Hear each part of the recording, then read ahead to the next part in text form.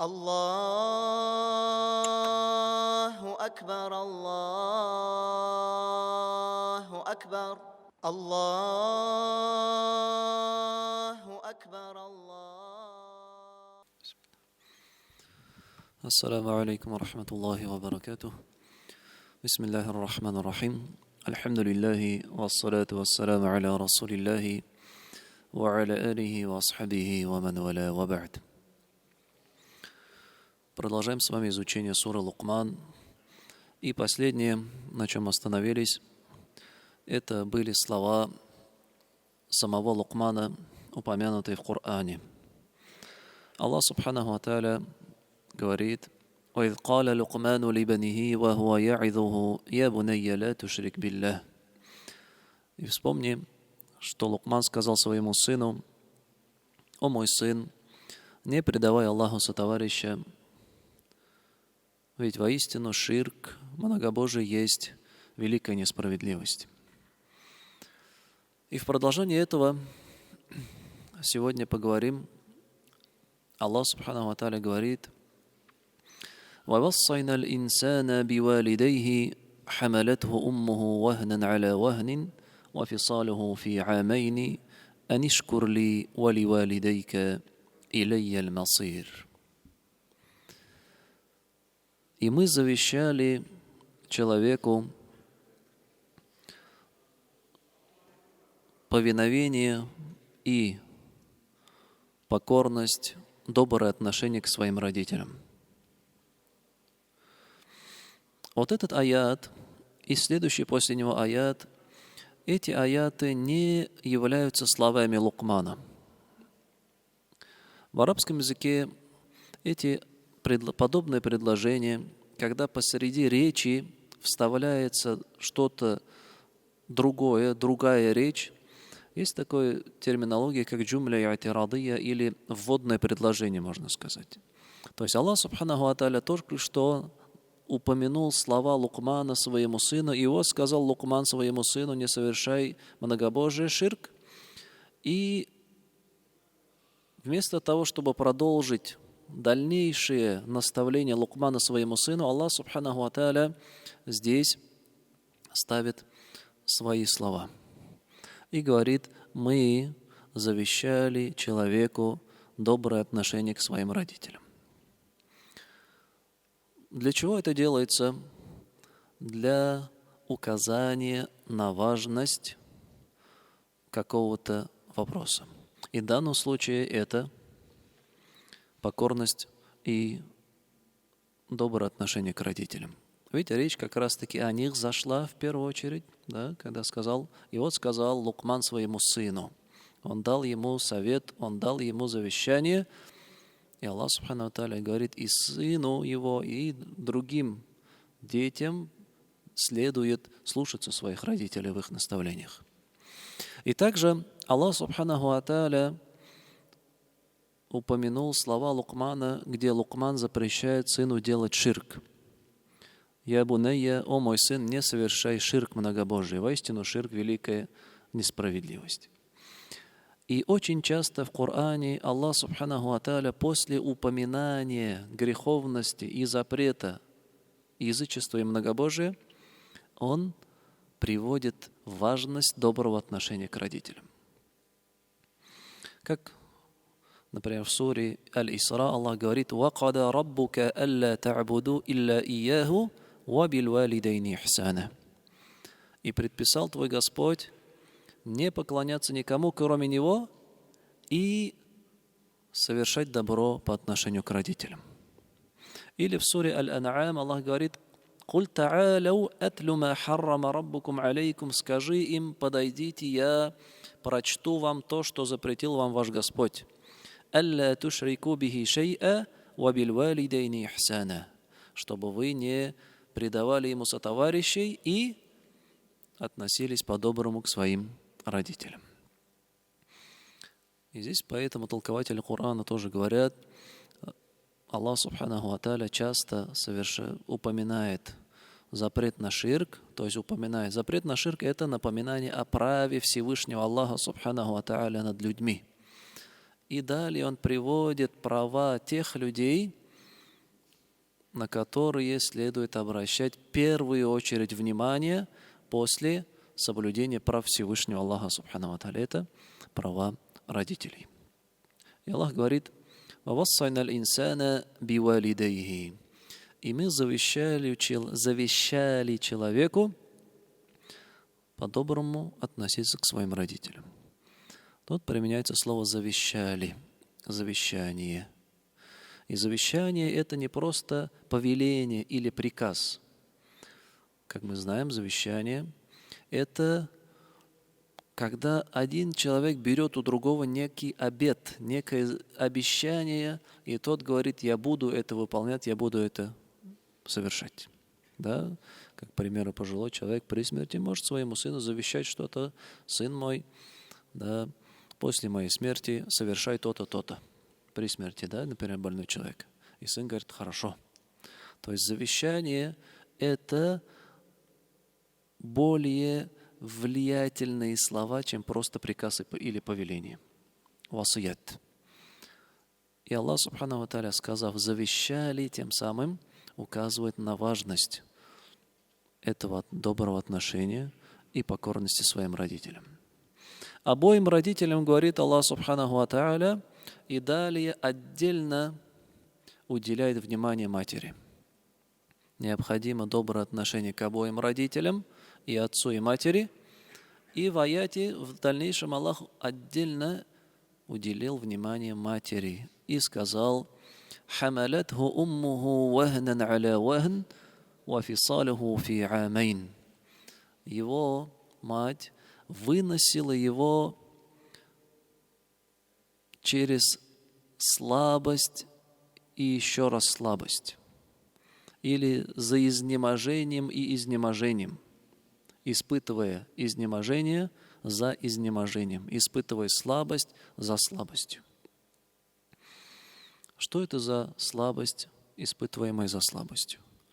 Это, конечно же, слабость, изнеможение самой беременностью, самой ноши, которая вынашивает мать в своей утробе. Да, тут интересно, есть такое сравнение. Если представить, то есть человек иногда порой объедается сильно, его желудок заполняется едой настолько, что ему становится порой тяжело дышать, передвигаться, да, и выполнять какие-то определенные действия. И тут говорят, это еще человек съел пищу, которая дает ему энергию, насыщает его. А мать же, когда вынашивает ребенка, она ощущает вот это стеснение, вот эту тяжесть у себя в брюхе, в утробе постоянно. И эта тяжесть, она не дает энергию, как в случае с человеком, который набил себе живот, а наоборот, что? Высасывает из организма матери всю энергию, питательные вещества и витамины.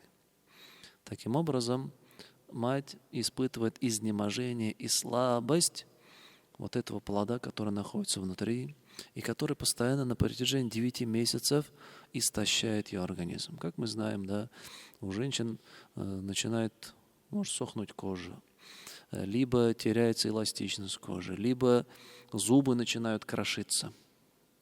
То есть очень серьезный вред, скажем, да, некая даже тяжесть, трудность возлагается на женский организм. Это плод, ребенок, который постоянно истощает человека, мать. И эта слабость, это изнеможение с каждым днем лишь, что делает? Лишь усиливается. Лишь усиливается. И чем ближе подходит срок родов, чем тяжелее становится для женщины это переносить. И самые тяжелые моменты возникают уже непосредственно перед родами. Это предродовые схватки. Боль, которую они испытывают, да, не описать.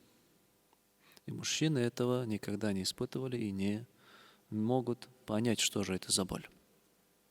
Таким образом, Аллах Субханаху Тааля напоминает человеку о том, что ему следует относиться по-доброму к своим родителям, и особенно к матери. Ведь именно мать выносила его в течение всего срока беременности, и весь этот срок для нее дался с трудностью, тяжестью, изнеможением и слабостью. И после этого, как она его родила, وَفِصَالُهُ فِي عَامَيْنِ, кормление его длилось 2 года. Еще один период в жизни матери, который сопровождается слабостью, тяжестью, трудностью, недосыпанием, переживанием за своего ребенка. Да, ложится спать, а ребенок просыпается через каждый час, 2, чтобы поесть. Либо он справил свою нужду, надо помыть, почистить, сменить подгузники. И таким образом проходит сколько? 2 года. Для чего это напоминание? Для чего это Аллах Субханаху ва Тааля привел? Порой человек забывает. Порой человек забывает о тех людях, которые понесли определенные жертвы, трудности, испытания для того, чтобы он сегодня достиг тех высот, степеней, которыми он обладает. Какой бы человек сегодня ни был, все его богатство, его здоровье, да, его обучение, его образованность, у истоков всего этого стоят 2 человека, посредством которых Аллах Субханаху ва Тааля дал ему все это. Отец и особенно мать, которая его в течение 3 лет, можно сказать, она не отрывалась от него. Он был впервые внутри утробе, а затем она всегда носила его под своей грудью. Это женщина. И заметьте, о отце здесь, в этом аяте, отдельного упоминания нет, а упоминание именно о матери. И Аллах Субханаху ва Тааля припоминает человеку те трудности и испытания, через которые прошла именно мать. И тут толкователи Корана говорят, мудрость этого в том, что отец, он и так при жизни, ввиду своего, скажем, строгого характера или некой злости, возможно, иногда, он заслуживает покорность и уважение своих детей. То есть дети, ребенок, он и так повинуется своему отцу. Почему? Потому что чаще всего он боится отца. Да, потому что отец, он суровый, он строгий, да, он может и наказать. Но мама же, она более чувственная, она может быть мягкой, она может быть более доброй. И человек, ввиду вот этой доброты, он начинает забывать доброе отношение к своей матери. Иногда даже порой может как-то грубо высказываться в адрес матери. В адрес отца он так не выскажется. Почему? Потому что попробуй скажи. А мама же, она ввиду доброты, иногда некоторые дети, даже в подростковом возрасте, и даже будучи взрослыми уже мужчины, женщины, они порой высказываются грубо, неуважительно к своим матерям. То есть это слабая сторона человека при выполнении обязательств перед родителями. Как мы сказали, Аллах Субханаху ва Тааля говорит, и Аллах заповедовал, завещал человеку доброе отношение к обоим родителям. Так, отец и мать. Отца в большей части его права выполняются ввиду его строгости и других аспектов. А однако права матери зачастую они забываются. И поэтому Аллах Субханаху ва Тааля напоминает именно о тех трудностях и испытаниях, через которые прошла мама, чтобы уравновесить вот это отношение к обоим родителям. чтобы человек не забывал о матери, чтобы человек ценил мать. И также упоминание отдельно матери в этом аяте, несомненно, доказывает, что она обладает большим правом к лучшему отношению к ней, чем отец. И в свидетельство этому у нас есть достоверный хадис в сборнике имама Муслима, который передает сподвижник Абу Хурайра, радийаллаху анху, что однажды один человек пришел и спросил у пророка, саллаллаху алейхи вассалям, «Ман ахаккун наси бихусни сахабати?» Кто из людей имеет больше всего прав к моему доброму отношению к нему? Пророк, саллаллаху алейхи вассалям, сказал, «Уммука, это твоя мать». Затем он спросил, а кто потом? Пророк, саллаллаху алейхи вассалям, сказал, это уммука, твоя мама. И спросил еще раз, а затем кто? Он опять сказал, твоя мама. И лишь на 4-й раз пророк, саллаллаху алейхи вассалям, сказал, это твой отец. Этот хадис и вот этот аят свидетельствует о том, что мать человека, она имеет больше всего прав на доброе отношение к ней, на покорность, на сопровождение и помощь к ней в этой жизни. И далее Аллах говорит, «Анишкур ли вали валидейка илайя аль-масир». Будь же благодарен мне и своим родителям, ведь непременно ко мне предстоит возвращение. Будь же благодарен мне и своим родителям. Аллах Субхану Тааля упомянул те трудности, которые перенесла мать.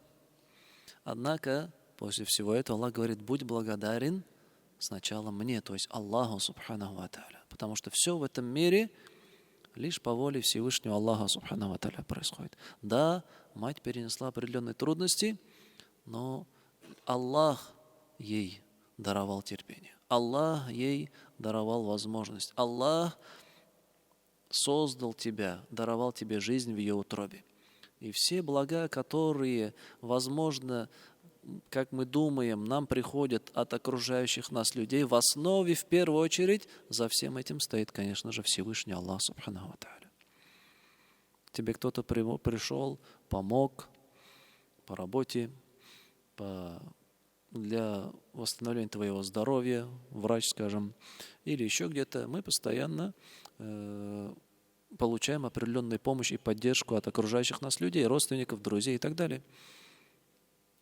И человек, бывает, часто благодарит этих людей, однако забывает восхвалить Всевышнего Аллаха Субхану ва Тааля.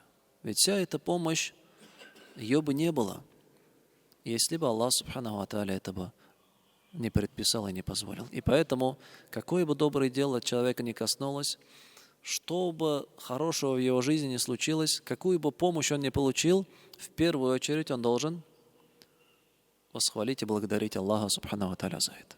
А затем уже того, кто стал причиной этому, посредником. И поэтому Аллах Субхану ва Тааля говорит, благодари меня и своих родителей, и ко мне предстоит возвращение. Слова «ко мне предстоит возвращение» в конце аята, для чего они? Для предостережения человека. Аллах Субхану ва Тааля говорит, относись по-доброму к своим родителям, благодари меня и их, и ко мне предстоит твое возвращение. То есть, за то, как ты выполнял свои обязательства перед родителями, и за то, как ты был благодарен Всевышнему Аллаху Субхану ва Тааля, предстоит что делать? Отвечать, когда ты вернешься ко Всевышнему Аллаху Субхану ва Тааля. Поэтому он говорит, «Ва илайя аль-масир», и ко мне предстоит возвращение. При возвращении человек либо будет наказан за то, что он пренебрегал этими обязательствами, за то, что он, возможно, унизил, оскорбил близких себе людей, родственников, родителей, либо же он получит великую награду за то, что он должным образом выполнял свои обязательства перед Аллахом, субхану ва тааля, и перед родителями, и перед другими людьми. Далее, в следующем аяте Аллах, субхану ва тааля, говорит: وَإِنْ جَاهَدَاكَ عَلَى أَنْ تُشْرِكَ بِمَا لَيْسَ لَكَ بِهِ عِلْمٌ فَلَا تُطِعْهُمَا وَصَاحِبْهُمَا فِي الدُّنْيَا مَعْرُوفًا وَاتَّبِعْ سَبِيلَ مَنْ أَنَابَ إِلَيَّ ثُمَّ إِلَيَّ مَرْجِعُكُمْ فَأُنَبِّئُكُمْ بِمَا كُنْتُمْ تعملون. Аллах говорит: وَإِنْ جَاهَدَاكَ عَلَى أَنْ تُشْرِكَ بِمَا لَيْسَ لَكَ بِهِ عِلْمٌ. Однако, только что было завещание доброго отношения к родителям. Однако Аллах субханаху ва тааля далее говорит: если же они будут усердствовать в том, чтобы ты совершил многобожие и предался товарищам мне, фаля тути'хума, в этом случае им не повинуйся. Родители — это люди, которые имеют больше всего прав на своих детей и прав на доброе отношение к ним. Однако, если их повеления, их просьбы, даже самых близких к тебе людей, они противоречат требованиям Всевышнего Аллаха субханаху ва тааля и его установлениям, в первую очередь это касается единобожия, если один из родителей или оба говорят, призывают тебя, да, побуждают постоянно, на этом усердствуют, чтобы ты оставил религию, либо чтобы ты вернулся к религии многобожия, ширка и так далее, либо совершил как определенные поступки, приводящие к ширку, в этом случае, говорит Аллах, не повинуйся им. И это касается не только родителей, это общее правило, как пророк Мухаммад саллаллаху алейхи вассалям сказал в своем хадисе: «Ля та'ата ли махлюкин фи ма'сиятил халик». Нет подчинения творению в ослушании Творца.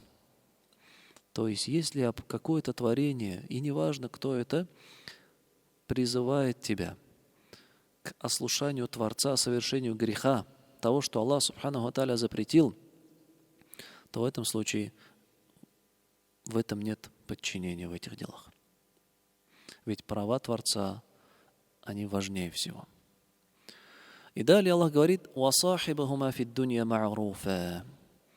И относись к ним по-доброму в мирских делах. Относись к ним по-доброму в мирских делах. Заметьте, Аллах субханаху ва тааля до этого, когда сказал: если будут побуждать тебя к греху, не повинуйся им.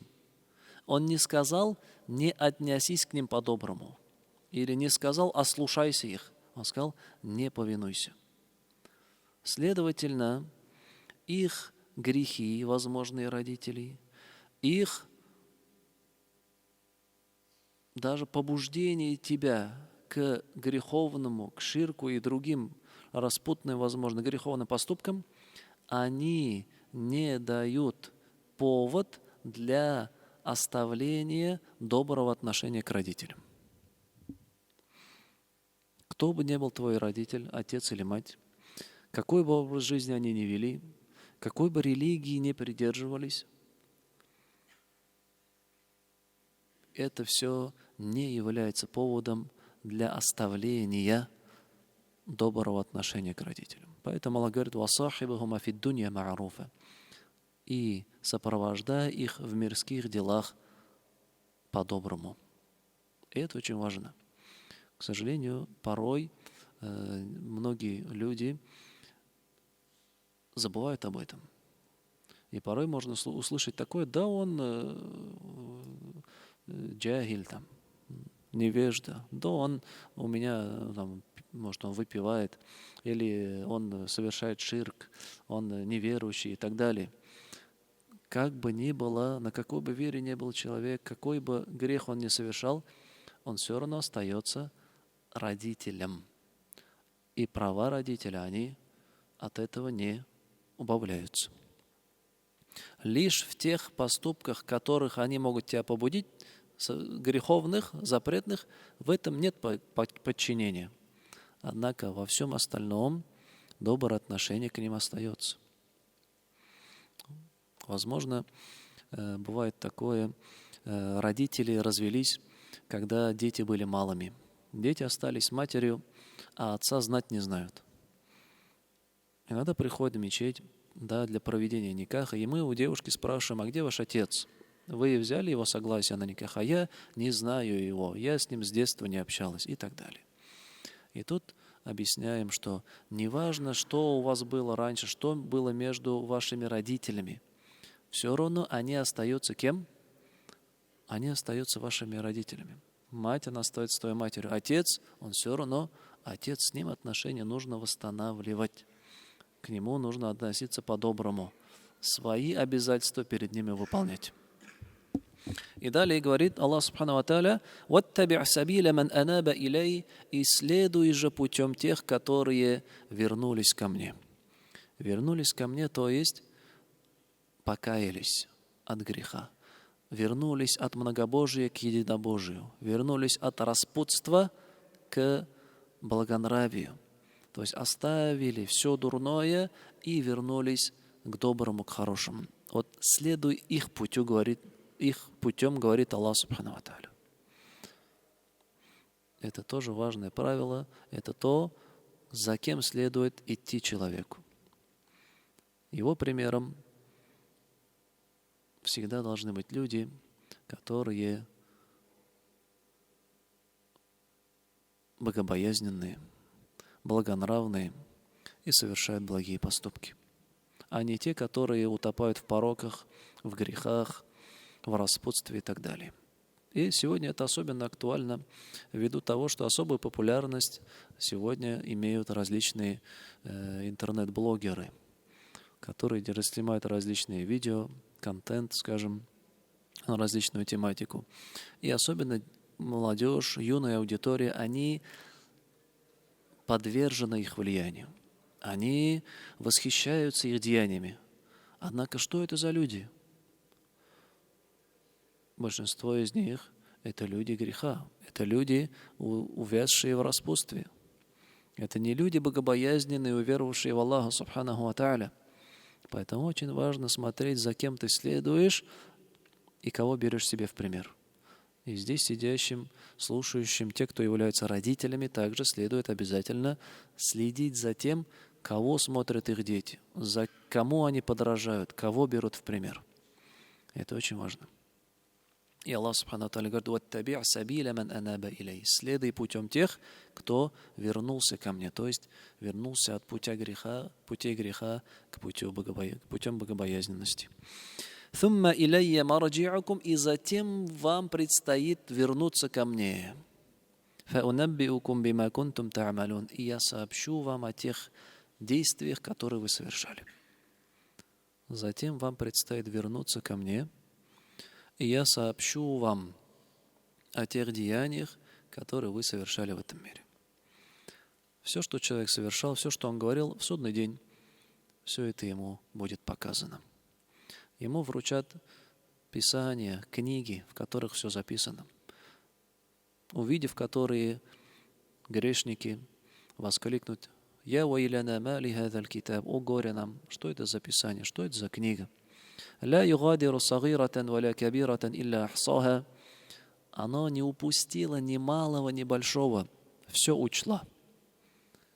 В этой писании все действия, слова, поступки, которые человек совершил. И Аллах Субхану ва Тааля здесь еще раз напоминает нам: вы вернетесь ко мне, и я вам сообщу о ваших деяниях, о правах Всевышнего Аллаха Субхану ва Тааля, о правах родителей и о других предписаниях Всевышнего Аллаха Субхану ва Тааля, установленных нам в этом мире, нам предстоит отвечать.